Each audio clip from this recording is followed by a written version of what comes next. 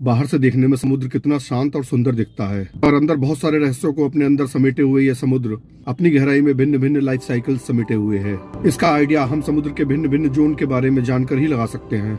इसी समुद्र में कुछ जो जीव हैं वो 500 साल तक जीते हैं और कुछ जीव कभी भी नहीं खत्म होते। आज के वीडियो में हम कुछ ऐसे समुद्री जीव और समुद्र के भिन्न भिन्न जोन के बारे में जानेंगे। समुद्र से थोड़ा ही नीचे जाने पर शुरुआत में समुद्र कलरफुल और फुल ऑफ लाइफ लगता है। ऐसा लगता है एक वंडरलैंड की एक अलग ही सी दुनिया है जहाँ हर चीज खूबसूरत है। थोड़ा ही गहरे जाते हुए हमारा ये भ्रम दूर होने लगता है। ये एक डरावने और घने अंधेरे से और साथ ही साथ भयानक क्रीचर्स से घट जाता है, और ये हमें एक ऐसा अंधा कुआं लगता है जिसका कोई छोर नहीं, और हम जल्द से जल्द वहाँ से निकलना चाहेंगे। तो चलिए विदाउट एनी फर्दर डिले हम आपको समुद्र की यात्रा शुरू करवाते हैं। पर उससे पहले हमारा वीडियो लाइक करिए और हमारा चैनल सब्सक्राइब करिए।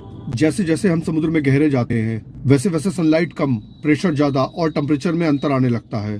पानी का दबाव हमारे ऊपर बढ़ना शुरू हो जाता है। एक समय पर यह पानी का प्रेशर इतना बढ़ जाता है कि हम कोलैप्स होकर श्रिंक हो सकते हैं। हमारा शरीर श्रिंक होकर ब्लास्ट हो सकता है। समुद्र में जैसे जैसे हम गहरे जाते हैं तो वहाँ के एनवायरनमेंट, टेम्परेचर और पानी के प्रेशर के अकॉर्डिंग वैज्ञानिकों ने इसे 5 डिफरेंट जोन में डिवाइड किया है, जिसमें सबसे पहला जोन है एपिपेलेजिक जोन। यह जोन सी सरफेस से 200 मीटर नीचे तक होता है। समुद्र पर पड़ने वाली सनलाइट का एक बड़ा हिस्सा इसी जोन पर पड़ता है, इसीलिए यह जोन फुल ऑफ लाइफ होता है। समुद्र के अंदर की 90% लाइफ इसी जोन में रहती है। इसी वजह से आपको यहाँ पर हरे प्लांट भी बहुत देखने को मिलेंगे जो फोटोसिंथेसिस करते हैं, जैसे प्लोकोरोकोकस और फाइटोप्लैंक्टन। यही कारण है कि इन्हीं हरे प्लांट की वजह से ओशियन हमारे वातावरण की 50% ऑक्सीजन प्रोड्यूस करता है, और जो लाइफ यहाँ रहती है वो इन्हीं प्लांट को एज ए फूड कंज्यूम करती है और इन्हीं पे डिपेंड रहती है। 200 मीटर के नीचे जाने पर हालात बहुत तेजी से बदलते हैं। जो समुद्र हमें खुशनुमा और कलरफुल लगता था वहाँ पर धीरे धीरे डार्कनेस बढ़ती जाती है।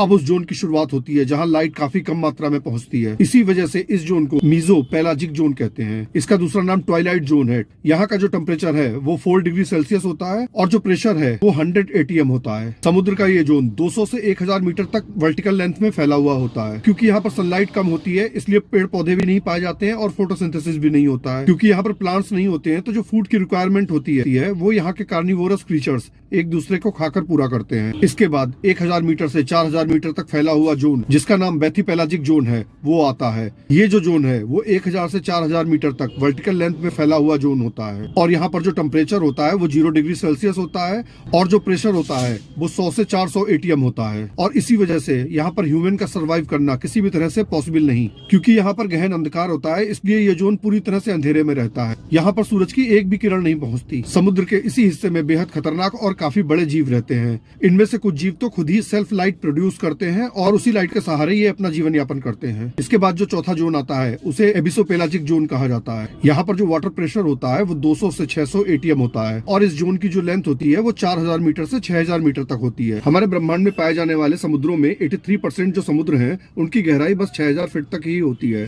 क्योंकि जो सनलाइट है वो 1000 मीटर के आगे किसी भी तरह से नहीं बढ़ सकती। इसलिए ये जोन भी पिछले जोन की तरह अंधकार में ही रहता है। समुद्र में कई ऐसी जगह भी हैं जहाँ पर समुद्र की गहराई 6000 मीटर से भी ज्यादा होती है। समुद्र में भी बड़ी बड़ी वी शेप की खाइयां पाई जाती हैं और जो काफी गहरी होती हैं। 6000 मीटर से गहरे हिस्से को हेडल जोन कहा जाता है। इस जोन की जो गहराई होती है वो 6000 मीटर से 11000 मीटर तक होती है। हमारे ओशियंस की जो नोन सबसे गहरी जगह है मेरियाना ट्रेंच, वो इसी जोन के अंदर आती है, और जो यहाँ पर प्रेशर होता है वो 1000 ATM होता है। अब जैसे कि आप पांचों जोन के बारे में जान चुके हैं, लेकिन समुद्र की एक जो खास बात है वो सबसे बड़ी ये है कि जोन चाहे कोई भी हो, प्रेशर या टेम्परेचर कुछ भी हो, लेकिन अलग अलग समुद्री जीव हर जोन में अलग अलग लेवल पर पाए जाते हैं। इसका मतलब साफ है कि जिस जोन में जो जीव रहते हैं उन्होंने सैकड़ों सालों से उस जोन में रहने के लिए अपने आप को कंफर्टेबल बनाया है, और उसी जोन के अकॉर्डिंग वो अपनी लाइफ साइकिल बहुत ही कंफर्टेबली चलाते हैं। मरियाना ट्रेंच में रहने वाले जीव भी अपनी लाइफ साइकिल उसी अंधेरे में रहने के लिए ढाल चुके हैं, क्योंकि अब वहाँ पर कोई पेड़ पौधे पाए नहीं जाते हैं, और साथ ही साथ वहाँ पर समुद्री जीवों की संख्या भी काफी कम है। ऐसे में जो उनका मेन भोजन है वो मरीन स्नो है। समुद्र के ऊपरी जोन्स में रहने वाले पेड़ पौधे और जीव जंतु जब डेड हो जाते हैं